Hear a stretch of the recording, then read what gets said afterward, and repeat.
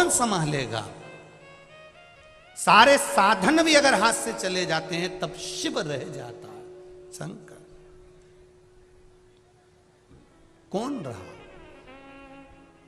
जब सतयुग, त्रेता, द्वापर, कलयुग सब समाप्त हो जाते हैं, पूरी पृथ्वी जल में मग्न हो जाती है, तब भी जब कोई नहीं रहता तब मेरा शिव रहता है, एक बुलबुले के रूप में रहता है, एक बिंदु के रूप में रहता है।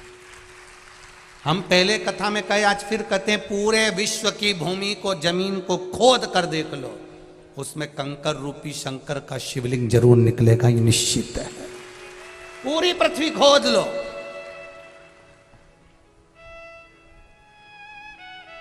सारी मूर्तियों के निर्माण बाद में हुए हैं, पर शंकर भगवान तो प्रथम में है। ना जाने कितने सतयुग, ना जाने कितने त्रेता, कितने द्वापर, कितने कलयुग निकल गए, तो भी मेरा शिव है और मेरा ओघड़दानी रहेगा, वो निश्चित है और रहना है उसको। अकाल मृत्यु वो मरे जो काम करे चंडाल का, काल उसका क्या बिगाड़े जो भक्त हो महाकाल। जो शिव का उपासक होता है उसका बाल बक्का नहीं हो सकता, शंकर की आराधना करने वाले का बाल बक्का नहीं हो सकता। ये निश्चित है कि जन्म मरण परण तीन शिव के हाथ में है, मृत्यु जहां लिखी हुई है वहां तो हम पहुंचेंगे। तुम कहो कि सुअर वाला महाराज किसी की मौत को रोक दे, किसी की मृत्यु को रोक दे, तो मुश्किल है।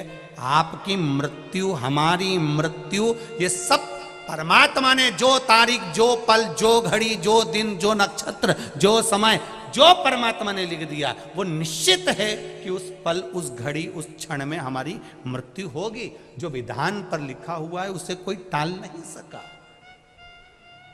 पर आपका भजन का जब बल बढ़ जाता है, सत्संग का जब बल बढ़ जाता है, आप शंकर का गुणगान जब करने लगते हो, तो जीवन में अगर थोड़ा बहुत दुख भी आता है तो उसको भोलेनाथ, आप शिवजी पे जल चढ़ाते हो तो जैसे चंदन शंकर पर पेले का लगा हुआ होता है तो धुल जाता है, उसी तरह शिवजी पे जैसे जैसे जल चढ़ाते हो हमारे भी पाप धीरे धीरे धुलना प्रारंभ हो जाते हैं। ये निश्चित है।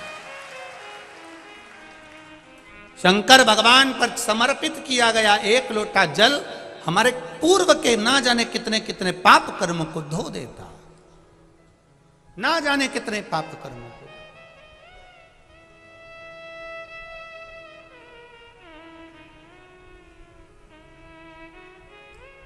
आप चलकर आए हो, कोई 80 किलोमीटर, कोई 100 किलोमीटर, कोई 150 किलोमीटर, कोई 200 किलोमीटर, ना जाने कहां से कथा सुनने आए हो, कोई 30 किलोमीटर, कोई 50 किलोमीटर। आप जितने कदम चलकर आए हो, जितना जितना आप दूर से आए हो, बाबा ने सुना है आपका, हृदय चित्त धारण करा है शिव। भोला रो रहा है, शिव ने संभाला, परिवार ने संभाला। परिवार जब कोई नहीं, तब भोला रोज शिव जी के मंदिर जाता, पूजन करता, आराधना करता, गंगा नहाने के लिए सुबह सुबह जाता। तो लोगों ने कहा, ओ भोला तू आंख से अंधा है रे, गंगा नहाने जाता है, बह जाएगा, पांव फिसल जाएगा, मर जाएगा, प्राण छूट जाएंगे तेरे। बोला तू आंख से अंधा है, तुझे दिखता नहीं है। ए भोला तुझे दिखता नहीं है, पांव फिसल जाएगा तेरा, तू मर जाएगा, पानी में गिर जाएगा, गंगा में डूब जाएगा। अब एक शब्द भोला का याद रखना, आप सबसे निवेदन है, इस शब्द को मत भूलना। भोला कह रहा है कि मुझे नहीं दिखता पर मेरे महादेव को तो दिखता है। भोला कह रहा है मुझे नहीं दिखता पर मेरे महादेव को तो दिखता है। एक बात आप लोगों को कही थी अभी रायपुर की कथा में, अंधे व्यक्ति की हड्डी कभी नहीं टूटती गिर के, आंख वाले टूटते फूटते रहते हैं। भगवान ने तुम्हारी इतनी बड़ी बड़ी आंख दी, उसके बाद भी गड्ढे में गिरी जाते हैं, और अंधा व्यक्ति नहीं गिरता। क्यों? अंधे के पास में एक डंडी रहती है, उससे वो टेक टेक कर देख कर संभल कर चलता है। भले आंख नहीं है पर डंडी से छू छू कर संभल कर चलता है।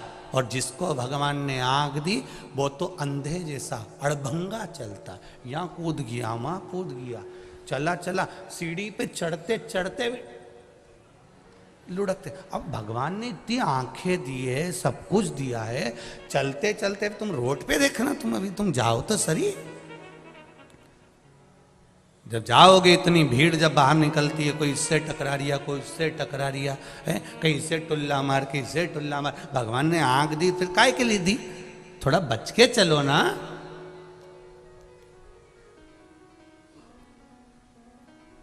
रोज हम निवेदन करते हैं, गले में सोने की चेन होगी, रकम होगी, जेब में पैसा होगा तो चोर की नजर जरूर होगी, सुंदरता होगी तो लुच्चों की नजर जरूर होगी, और अगर शंकर की भक्ति होगी तो महादेव की नजर जरूर। सुंदरता है तो लुच्चों की नजर होगी, धन होगा तो चोर की नजर होगी, और शिव भीतर समाया है, भक्ति भीतर है तो महादेव की नजर जरूर होगी। ये निश्चित है। तुम कहां बैठे हो वो शंकर को मालूम है।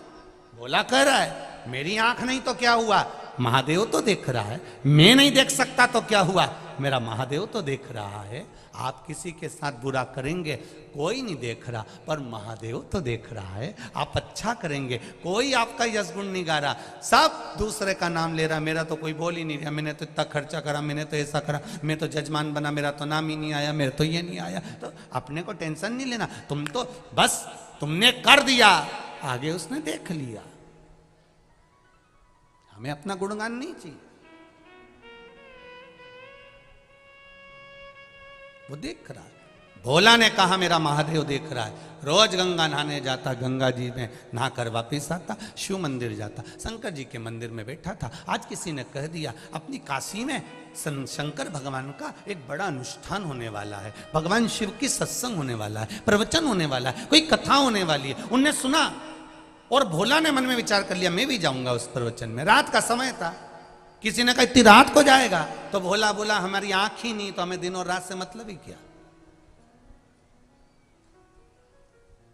सत्संग करने वाला, भजन करने वाला, कीर्तन करने वाला रात और दिन नहीं देखता। हमसे लोग कहते बताओ गुरुजी, श्री शिवाय नमस्तुभ्यम कब नहीं जपना चाहिए?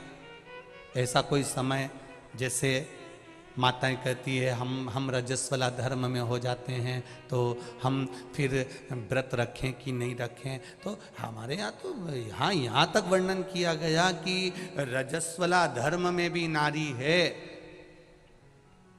मान लो कोई घर में मर भी गया है, किसी का जन्म भी हो गया है, तो भी शिव महापुराण की कथा कहती है नाम जपने में कोई बुराई नहीं है, भगवान का भजन करने में कोई बुराई नहीं।